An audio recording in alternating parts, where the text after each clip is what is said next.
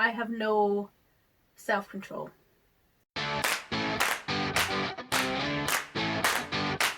Hi everyone, and welcome to another Writing Werewolf video. My name is Bethany, and today I'll be doing a book haul video, and this is basically all the books I've bought since the start of the year, which is too many. Yeah, so let's get right in. I'll go in roughly the order that I know to be right. First of all, we have the books that I bought for the Higher Styles reading challenge. This isn't an official reading challenge. I just decided, I think it was Jack Edwards. I really like his videos, and I saw he read all of the books that Higher Styles had either like recommended or been seen carrying. I think he spent like a couple of days just reading them all, and I wanted to do the same. I wanted to read the same books, so I bought a couple. I think there's like 9 on the list, and I got the ones that I could from Waterstones.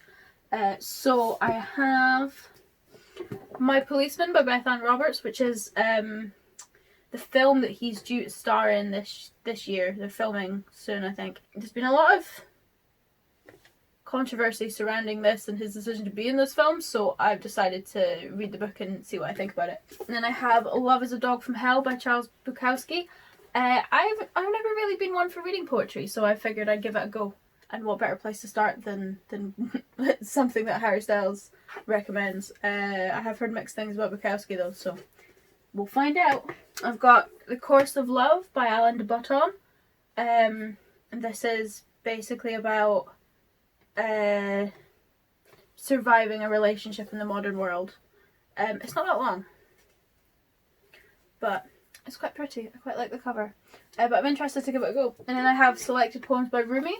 Again, not really read poetry before, but we're gonna start with what I hear to be some of the best. I'm going through these quite quickly because there's you can't see this, but the entire bed is covered in books. Because as I said before, I have no self-control. And we have 3 Women by Lisa Taddeo. It's the story of 3 women. That's it. Yeah, Richard Brautigan's In Watermelon Sugar, which was of course the inspiration behind the title for Harry Styles' song Watermelon Sugar.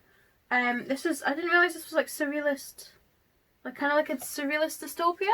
I'm quite interested. It's quite short, so I'm going to read that as well. And also at the same time, this was not part of the Harry Styles reading challenge, but at the same time, I bought myself The Classic Horror Stories by H.P. Lovecraft, which I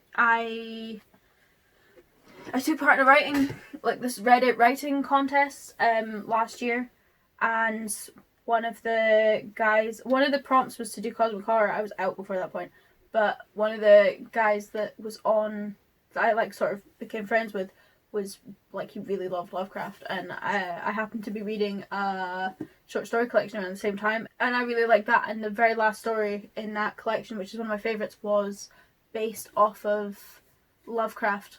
It's about like a cult in a weird town. I wanted to get back into it. I wanted to sort of explore more, so I thought I'd go back and I'd read Lovecraft, and I got the classic horror stories, and I think there's like 9 in here. Interested to read that as well. And at the same time, I bought this at the same time, but it didn't arrive until like weeks later.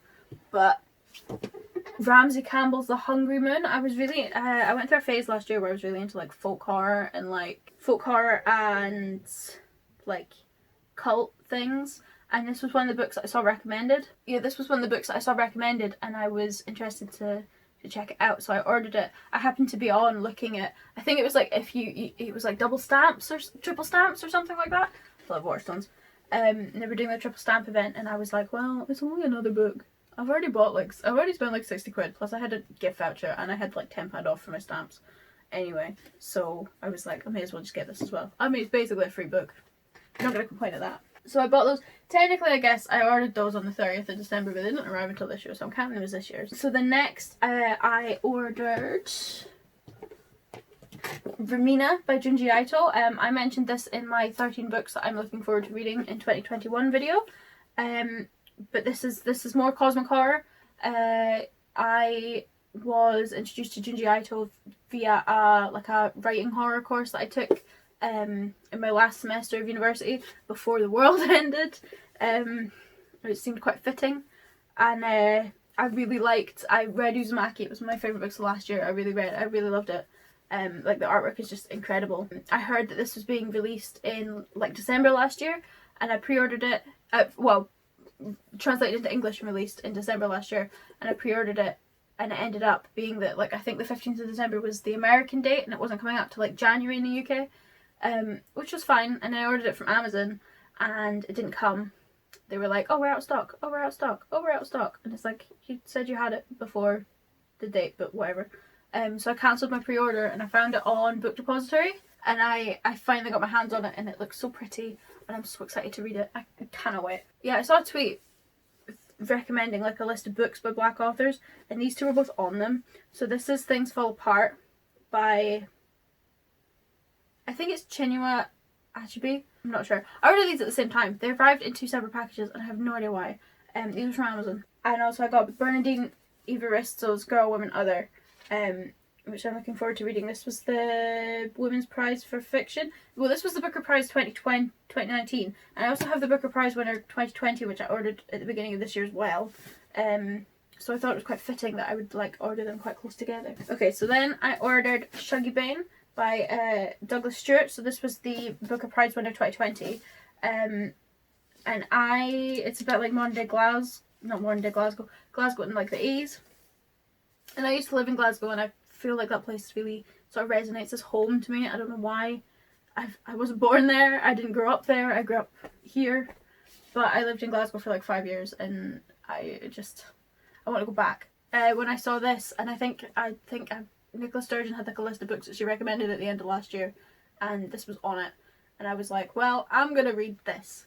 So I bought it from Waterstones. I think it was Waterstones that I bought this from. It was also in my 13 books I want to read in 2021 list. So then it came up to Burns Night, and I realised that I used to have like a collection of Robert Burns poetry, and I have no idea where it's gone. It was really damaged. I think like it was left downstairs, and my chinchillas kind of chewed the cover a lot, and I have no idea where this copy is gone. So I thought I would treat myself, as is the case with most of these books, and I bought the complete edition of the complete poems and songs of Robert Burns, because I wanted to get back into poetry. I wanted to sort of get into poetry this year, and I know some of these poems. I'm familiar with some of these poems, and I know the language. So I figured this would be a good place to start, because some of these are really familiar, and it's really pretty.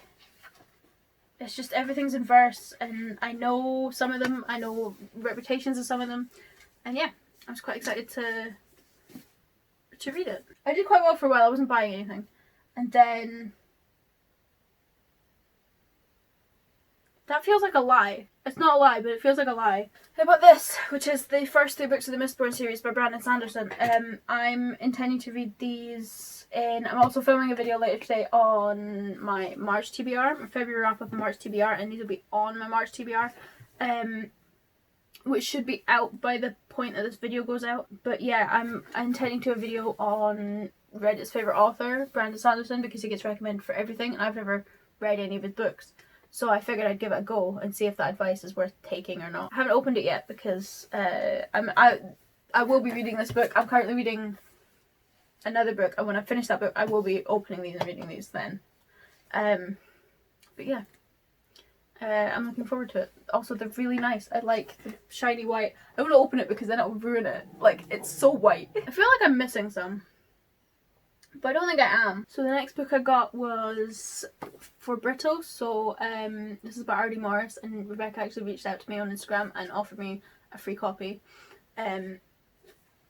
for me to read and review. So I'm nearly finished it. I'm intending to finish it today. But yeah, it's been pretty good so far. So I got this, and it came with like a lovely handwritten note and like little promotional cards in it, and it was really nice. I really appreciated it. So I was thinking about books that I could do for my young adult as an adult series, and I realised that a lot of the popular young adult books I didn't have.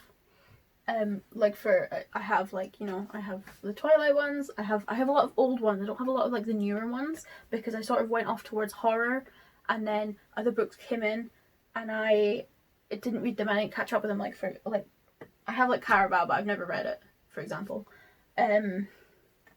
So a lot of like my concept of like young adult books are ones that are way out of fashion now.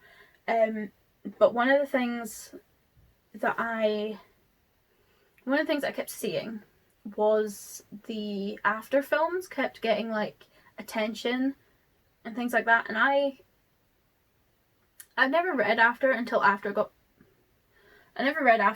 like after it was famous, when I went on to Wattpad and I read like the first like chapter, and it was dreadful then. But I know they've been edited to be like put into books, so I figured I could do that for one of my YA as an adult series. So I got the whole set, but I didn't realise how big these books were.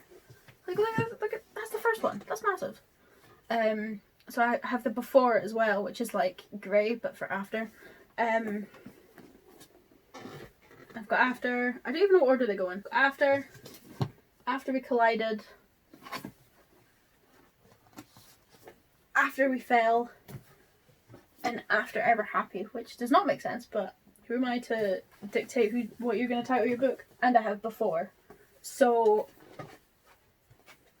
yeah, I bought these books to read for my YA as an adult series, which sort of sparked the rest of these purchases, I guess. I got the Cursebreaker series, which I kept seeing and I was like, but they're so pretty. I have to buy them because they're so pretty. Look at that, that's gorgeous. But these are really popular on Instagram at the moment to take pictures of. So I picked them up from Waterstones. I ordered them all at once and it said they were all in stock. And they shipped this one separate from the other two, but they still arrived at the same time, so I don't understand what's going on. Because I know they have like big enough packaging to like take everything. It just didn't make any sense. But yeah, I've got A Curse So Dark and Lonely, A Heart So Fierce and Broken, and A Vow So Bold and Deadly, which is surprisingly thin for a final installment. But yeah, I'm gonna read these, and I'm gonna do them for another YA as an adult series. If you notice a slight change in camera angle, that's because my camera just fell off my pile of books that I'm using to prop it up. I have the Crow Prince, it's up here, you can't see it, but I have the Crow Prince, or the Folk of the Air series. I have the Crow Prince, the Wicked King, and the Queen of Nothing. But I figured if I'm gonna do, because I was having this debate, I was like, if I'm gonna do the series, as YA as an adult, should I also include like spin-offs or like sequels or like, you know, like short stories and like editions like that? Because I have all of them for like Luna Chronicles, but I only have the main 3 for A Court of Thorns and Roses. So then do I need to then go out and buy A Court of Silver Flame and whatever the other one's called? Don't know. What do you think? Do you think I need those for like a full review? Let me know. But anyway, I bought this. How the King of Elfheim Learned to Hate Stories. The reason I bought this, instead of just focusing on the main 3, is because I've read The Crow Prince. I haven't read the sequels, but I've read The Crow Prince and I really enjoyed it. And also this is beautiful. It's all hardback. This was cheaper than buying the paperback. I'm concerned. Yeah, I'm looking forward to reading that at some point. I'm just looking forward to reading all of these at some point. I was having this conversation with my sister about Facebook Marketplace because she sold her couch on there. And I happened to go on for a quick look, and I was looking up like books, and this came up. So this is the Immortal Series. I've never heard of this before.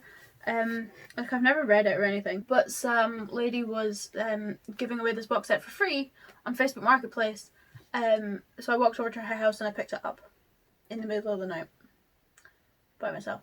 So my judgment may need some adjusting. So this is the first 4, but it turns out there's 6 in the series. So then I bought the the next 2 on eBay, and they arrived the other day. We're getting like close to the end now. So yeah, I bought these 2 on eBay to complete the series, and I'm gonna read those for another video. A lot of these end ones are like for videos. And then I bought, also while I was on eBay looking for those, the 2 of that series, I found other things on eBay. I used to stay off eBay and Amazon. I've got, when I was a child, I used to read these, but I used to be obsessed with shapeshifters, right? I thought they were the coolest things ever. I was like, hell yeah, I'm going to be a shapeshifter when I grow up. And obviously that didn't happen, because now I'm making videos on YouTube. Which is not what I would be doing if I was a shapeshifter. Other people would be making videos on me, about me on YouTube, if I was a shapeshifter. But anyway, I used to read these books about this guy who could turn into like a fox, and he had to go away and go to like a school for like people with like powers and stuff like that. And I have been thinking a lot about these recently, and I thought it would be fun to do like a video where, like, because I'm going back and revisiting like young adult books, I could go back and visit books that I read as a kid and see if like the nostalgia's still there, if they still make sense, you know, stuff like that. Or just for fun, really. Just for fun. I just wanna read about shapeshifters again.